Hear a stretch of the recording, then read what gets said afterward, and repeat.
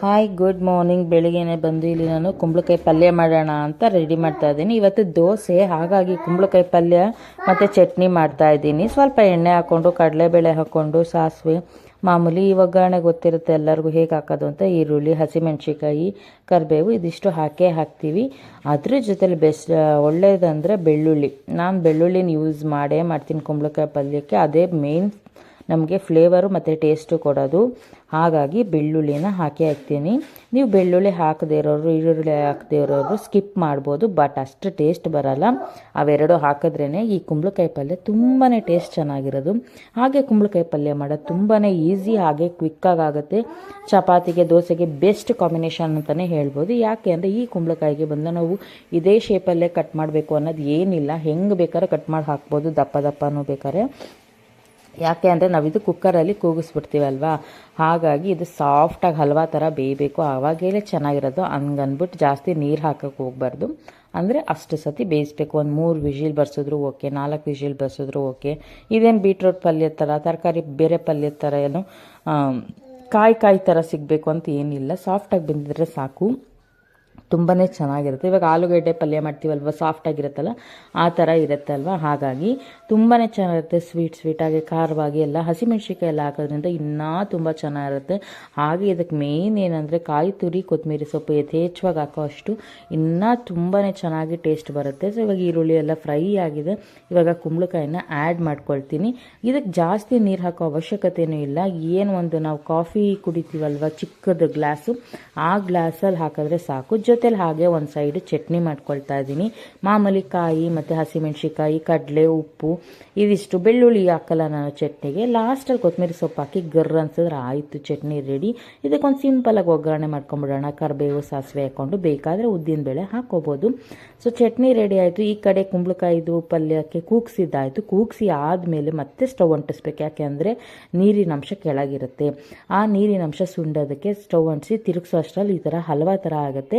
ಆವಾಗ ಕಾಯಿ ತುರಿ, ಕೊತ್ತಂಬರಿ ಸೊಪ್ಪು ಹಾಕಿದ್ರೆ ಸೂಪರಾಗಿರುತ್ತೆ, ಪಲ್ಯ ರೆಡಿಯಾಗಿರುತ್ತೆ. ನೋಡ್ತಾ ಇರ್ಬೋದು ಎಷ್ಟು ಕಲರ್ಫುಲ್ಲಾಗಿ ಕಾಣಿಸುತ್ತೋ ಅಷ್ಟೇ ಟೇಸ್ಟಿಯಾಗೂ ಇತ್ತು. ತುಂಬಾ ಚೆನ್ನಾಗಿರುತ್ತೆ. ನಾನಂತೂ ಕುಂಬಳಕಾಯಿ ಸೀಸನ್ನಲ್ಲಿ ಅದೇ ಪಲ್ಯನೇ ಮಾಡೋದು. ಚಪಾತಿಗೆ, ದೋಸೆಗೆ ತುಂಬಾ ಚೆನ್ನಾಗಿರುತ್ತೆ. ಇನ್ನು ಯಾವ ಪಲ್ಯನೂ ಅಷ್ಟು ಚೆನ್ನಾಗಿ ಸೂಟ್ ಆಗೋಲ್ಲ. ಹಾಗಾಗಿ ಇವತ್ತು ದೋಸೆಗೆ ಹಾಕಿದ್ನಲ್ಲ, ಹಾಗಾಗಿ ಚಳಿ ಇರೋದ್ರಿಂದ ನಾನು ದೋಸೆ ಇಟ್ಟು ರುಬ್ಬಿದ ತಕ್ಷಣ 2 ಹಸಿಮೆಣ್ಸಿಕಾಯಿ ಕಟ್ ಮಾಡಿ ಹಾಕಿ ಮುಚ್ಚಿಟ್ಬಿಡ್ತೀನಿ. ಬೆಳಿಗ್ಗೆ ಅಷ್ಟರಲ್ಲಿ ತುಂಬ ಚೆನ್ನಾಗಿ ಫರ್ಮೆಂಟೇಷನ್ ಆಗುತ್ತೆ.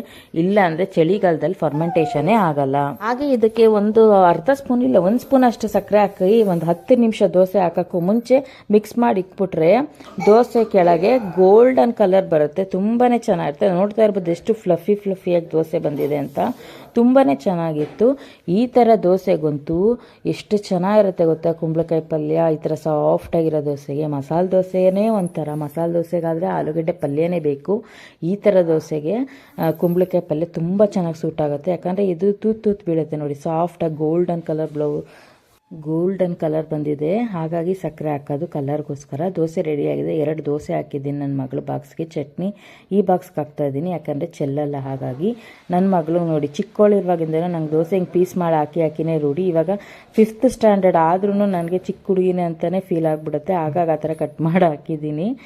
ನಾನು ಇವಾಗ ಎಡಿಟ್ ಮಾಡುವಾಗ ನೆನ್ಪು ಮಾಡ್ಕೋತೀನಿ, ಅಯ್ಯೋ ಇವಾಗ ದೊಡ್ಡವಳಾಗಿದ್ದಾಳೆ, ಅವಳೇ ತಿನ್ಬೋದಲ್ವಾ, ಯಾಕೆ ಹಿಂಗೆ ಮಾಡಿದ್ದೀನಿ ಅಂತ. ಒಂದು ಬಾಕ್ಸು ಕುಂಬಳಕಾಯಿ ಪಲ್ಯ ಹಾಕಿದ್ದೀನಿ. ಸೊ ಇವಾಗ ಲಂಚ್ ಬಾಕ್ಸ್ ನನ್ನ ಮಗಳದ್ದು ರೆಡಿ ಆಯಿತು. ಸೊ ನಾನು ಫ್ರೆಶ್ ಅಪ್ ಆಗಿ ದೇವ್ರಿಗೆಲ್ಲ ಪೂಜೆ ಮುಗಿಸಿ ಇವಾಗ ತಿಂಡಿ ತಿನ್ನೋಕ್ಕೆ ಕೂತಿದ್ದೀನಿ. ಸಖತ್ತಾಗಿತ್ತು. ಸೊ ಇವಾಗ ನಾನು ಅಜಿಯೋಯಿಂದ ನನ್ನ ಮಗನಿಗೆ ಒಂದು ಡ್ರೆಸ್ನ ಬುಕ್ ಮಾಡಿದ್ದೆ, ಅದು ಬಂದಿತ್ತು. ಯೂಶ್ವಲಿ ನಿಮಗೆಲ್ಲ ವೀಡಿಯೋ ವ್ಲಾಗ್ ನೋಡೋರು ಗೊತ್ತಿರುತ್ತೆ, ನಾನು ಈ ಸತಿ ಲೇಟಾಗಿ ಬರ್ತಾರೆ ಮಾಡ್ತಾಯಿದ್ದೀನಿ. ಹಾಗಾಗಿ ಇವಾಗ ಡ್ರೆಸ್ ಬಂದಿದೆ. ತುಂಬಾ ಚೆನ್ನಾಗಿ ಬರುತ್ತೆ. ಮತ್ತು ಟ್ರೆಂಡ್ಸಲ್ಲಿ ನಾವು ಅಂದ್ಕೊಂಡಿದ್ದಕ್ಕಿಂತ ಒಂದು ಸ್ಟೆಪ್ ಚೆನ್ನಾಗೇ ಇರುತ್ತೆ. ಹಾಗೂ ನಾನು ಎಲ್ಲಿ ಇದು 1900 ರೂಪಾಯಿ ಇದೆ ನೋಡಿ, ಇದು ಪ್ರೈಸ್ ಒರಿಜಿನಲ್ ಪ್ರೈಸು. ನಾನು ಬಂದು 850 ಎಷ್ಟೋ ಕೊಟ್ಟು ಪೇ ಮಾಡಿರೋದು. ಆನ್ಲೈನಲ್ಲಿ ಶಾಪ್ ಮಾಡಿಬಿಡ್ತೀನಿ ನಾನು. ಆನ್ಲೈನಲ್ಲಿ ಶಾಪ್ ಮಾಡೋದ್ರಿಂದ ನಮಗೆ ಕಡಿಮೆ ಪ್ರೈಸಲ್ಲಿ ಸಿಗುತ್ತೆ. ಕಡಿಮೆ ಅಂದರೆ ಕಡಿಮೆ ಪ್ರೈಸಲ್ಲಿ ಸಿಗುತ್ತೆ. ಇದೇ ನೀವು ಹೊರಗಡೆ ತೊಗೊಳಕ್ಕೆ ಹೋದರೆ ಇನ್ನೂ ಕಾಸ್ಟ್ಲಿ. ಇದಕ್ಕೊಂದು ಬೋ ಕೊಟ್ಟಿದ್ದಾರೆ, ಜೊತೆಲಿ ಎಲಾಸ್ಟಿಕ್ಕು ಕೊಟ್ಟಿದ್ದಾರೆ, ಪ್ಯಾಂಟ್ ಕೊಟ್ಟಿದ್ದಾರೆ. ತುಂಬ ಚೆನ್ನಾಗಿದೆ ಪ್ಯಾಂಟ್ ಕ್ವಾಲಿಟಿನೂ ಅಷ್ಟೇ. ನಾನು ಇದು ಫುಲ್ ಯೆಲ್ಲೋ ಕಲರ್ ಬಂದುಬಿಡ್ತೇನೋ ಅಂದ್ಕೊಂಬಿಟ್ಟಿದ್ದೆ, ಬಟ್ ಅಜಿಯೋದಲ್ಲಿ ಹಾಗಲ್ಲ. ಟ್ರೆಂಡ್ಸಲ್ಲಿ ನಾವು ಅಂದ್ಕೊಂಡಿದ್ದಕ್ಕಿಂತ ಚೆನ್ನಾಗೇ ಬರುತ್ತೆ. ನಾವು ಎಲ್ಲಿ ಆ ಥರ ಬಂದುಬಿಡುತ್ತೋ ಈ ಥರ ಬಂದುಬಿಡುತ್ತೋ ಅಂತ ಬೇರೆ ಆ್ಯಪ್ಗಳಲ್ಲಿ ತರಿಸಿರ್ತೀವಲ್ಲ ಆ ಥರ ಅಂತೂ ಯಾವತ್ತೂ ಆಗಿಲ್ಲ ನನ್ನ ಎಕ್ಸ್ಪೀರಿಯೆನ್ಸಲ್ಲಿ ಇಷ್ಟು ದಿವಸದಲ್ಲಿ.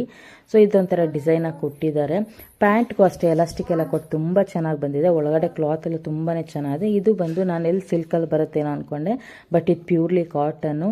ತುಂಬ ಚೆನ್ನಾಗಿದೆ. Navy blue colour. ಇದು ಒಂದು ಶರ್ಟು, ಅದು ಮೇಲ್ಗಡೆ ಬ್ಲೇಸರ್ ಥರ ಮತ್ತು ಒಂದು ಪ್ಯಾಂಟು, ಒಟ್ಟು 3 ಸೆಟ್ ಆಗುತ್ತೆ ಅಲ್ಲಿಗೆ. ತುಂಬಾ ಚೆನ್ನಾಗಿದೆ. ಇದು ಹೊರಗಡೆ ತೊಗೊಳಕೋರಿ ಇನ್ನೂ ಕಾಸ್ಟ್ಲಿ ಜಾಸ್ತಿ. ಇದನ್ನು ಈ ಥರ ಒಳಗಡೆ ಇನ್ಸರ್ಟ್ ಮಾಡೋದು ಶರ್ಟ್ ಒಳಗಡೆ.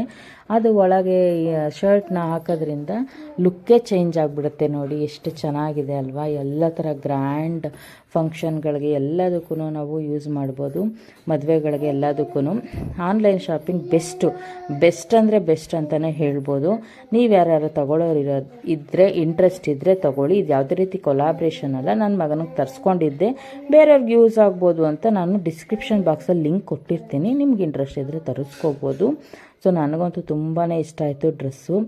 ಸೊ ಬರ್ತಡೇ ಮಾಡಬೇಕು, ನಾಳೆ ಮಾಡ್ತೀನಿ ಫೈನಲಿ.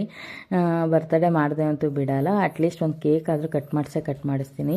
ನಾವು ಏನನ್ನೋ ಮಾಡದೇ ಇರೋದು ನಮ್ಮ ಮಕ್ಕಳಿಗೆ ಮಾಡಬೇಕು ಅನ್ನೋದು ಪ್ರತಿಯೊಬ್ಬರು ತಂದೆ ತಾಯಿಗೂ ಆಸೆ ಇರುತ್ತಲ್ವ. ಹಾಗಾಗಿ ನಾನು ಒಂದು ಚಿಕ್ಕದಾದರೂ ಸರಿ ಪುಟ್ಟದಾದರೂ ಸರಿ ಕೇಕ್ ಕಟ್ ಮಾಡಿಸ್ತೀನಿ. ಹಾಗಾಗಿ ಡ್ರೆಸ್ ತರಿಸಿದ್ದೀನಿ. Friends, good evening, welcome back to my YouTube channel. ಬೆಳಗ್ಗೆಯಿಂದ ನನಗೆ ಬ್ಲಾಗ್ ಸ್ಟಾರ್ಟ್ ಮಾಡೋಕ್ಕೆ ಅದೆಲ್ಲ ಟಿಫನ್ ರೆಡಿ ಮಾಡಾದ್ಮೇಲೆ. ಸೊ ಇವತ್ತು ಅಮಾವಾಸ್ಯೆ,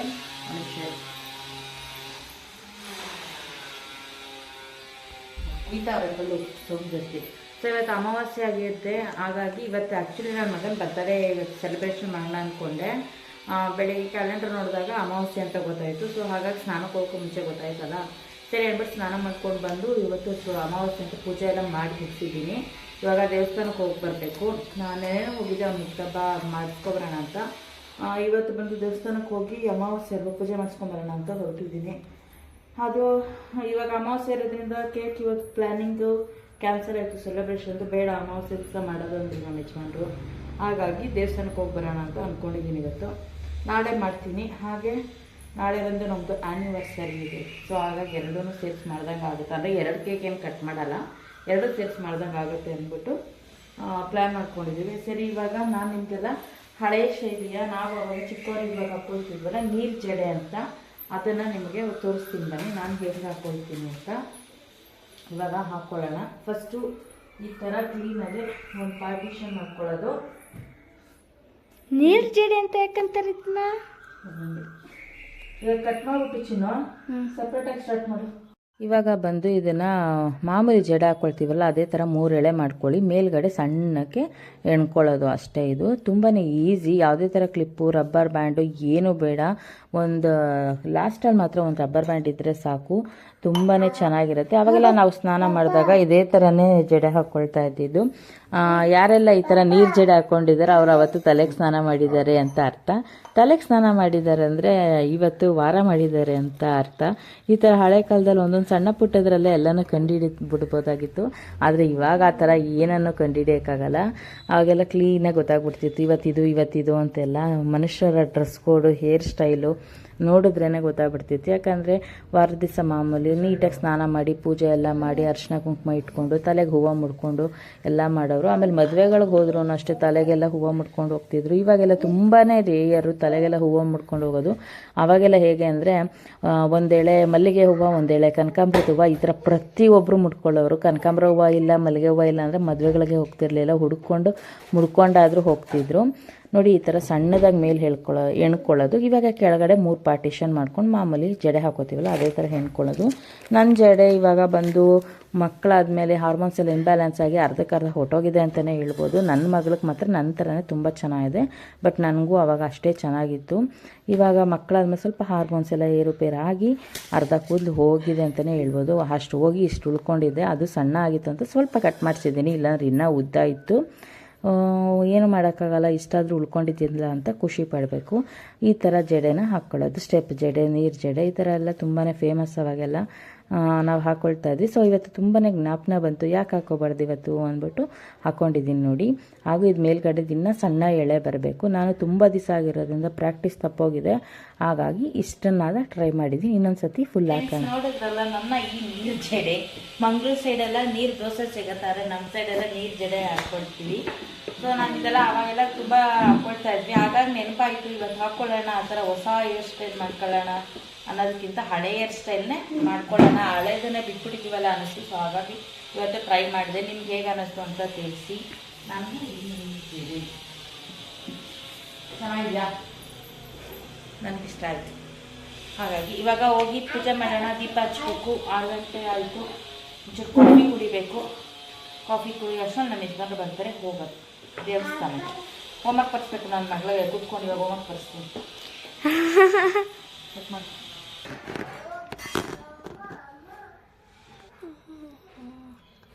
ಇದೆಲ್ಲ ಮಾಡಿ ನನ್ನ ಮಗಳಿಗೆ ಸ್ವಲ್ಪ ಹೋಮ್ವರ್ಕ್ ಬರೆಸ್ಬಿಟ್ಟು ಹೋಗೋಣ ಅಂತ ಕೂತಿದ್ದೀನಿ. ಇವಾಗ ಅವಳು 5th ಸ್ಟ್ಯಾಂಡರ್ಡ್ ಆಗಿರೋದ್ರಿಂದ ಪೆನ್ನಲ್ಲಿ ಬರಿಬೇಕು, ಪ್ರಾಕ್ಟೀಸ್ ಇರಲ್ಲ ಅಷ್ಟೊಂದು ಅಲ್ವಾ. ಹಾಗಾಗಿ ಪೆನ್ಸಿಲಲ್ಲಿ ಬರೆದು ರೂಢಿ ಇದೆ. ಅದಕ್ಕೆ ರಫ್ ನೋಟಲ್ಲಿ ಕ್ಲಾಸ್ ವರ್ಕ್ ಎಲ್ಲ ಬರ್ಕೊಂಬಂದಿದ್ಲು ಕನ್ನಡ. ನಾನು ಹೇಳ್ಕೊಡ್ತಾ ಕೂತಿದ್ದೀನಿ. ಹೀಗೆ ಬರಿ, ಹೀಗೆ ಬರಿ, ಇಲ್ಲಿಂದ ಇಲ್ಲಿಗೆ ಗ್ಯಾಪ್ ಕೊಡಬೇಕು, ಈ ಒಂದು ವರ್ಡಿಂದ ಒಂದು ವರ್ಡಿಗೆ ಗ್ಯಾಪ್ ಕೊಡಬೇಕು ಅಂತ ಹೇಳ್ಕೊಡ್ತಾ ಇದ್ದೀನಿ. ನಾವು ಕೂತ್ಕೊಂಡು ಹೇಳ್ಕೊಡ್ರೇ ಮಕ್ಕಳು ಕಲಿಯೋದು. ಅವರೇ ಬರೀತಾರೆ ಬಿಡು ಅಂದ್ಕೊಂಡ್ರೆ ಅದೆಲ್ಲ ಸುಳ್ಳು, ಆಗದಿರೋ ಮಾತು. ಹಾಗಾಗಿ ಕೂತ್ಕೊಂಡು ಹೇಳ್ಕೊಡ್ತಾ ಇದ್ದೀನಿ. ನೋಡಿ ಇದು ಕ್ಲಾಸ್ ವರ್ಕ್ ಎಷ್ಟು ಚೆನ್ನಾಗಿದೆ, ಹ್ಯಾಂಡ್ ರೈಟಿಂಗು. ಅದೇ ರಫ್ ನೋಟಲ್ಲಿ ಬರ್ಕೊಂಬಂದಿದ್ದಾಳೆ, ತೋರಿಸ್ತೀನಿ ನೋಡಿ. ಅದಂತೂ ಇನ್ನೂ ಕಚ್ಚಿಡುವಾಗಿ ಬರ್ಕೊಂಬಂದಿದ್ದಾಳೆ. ಹಾಗಾಗಿ ಈ ಥರ ಕೂತ್ಕೊಂಡು ಹೇಳ್ಕೊಟ್ರೆ ಮಕ್ಕಳು ಕಲಿತಾರೆ, ಕಲಿಯಲ್ಲ ಅಂತ ಏನಿಲ್ಲ, ಕಲಿತಾರೆ. ನೋಡ್ತಾ ಇರ್ಬೋದು ರಫ್ ನೋಟಲ್ಲಿ ಎಷ್ಟು ಕೆಟ್ಟದಾಗಿ ಬರ್ಕೊಬಂದಿದ್ದಾಳೆ ಅಂತ. ಯಾಕಂದರೆ ಹೊಸದಾಗಿ ಪೆನ್ನಲ್ಲಿ ಬರೆಯೋದ್ರಿಂದ ಯಾವುದೂ ಪ್ರಾಕ್ಟೀಸ್ ಇರಲ್ಲ. ಅದು ಅಲ್ಲದೆ ಇನ್ನೊಂದೇನಂದರೆ 2 ಲೈನಲ್ಲಿ ಬರೀತಿದ್ರು ನೋಡಿ, ಅದೇ ಥರನೇ ಬರೆಯೋದೇ ಬರುತ್ತೆ ಅವ್ರಿಗೆ.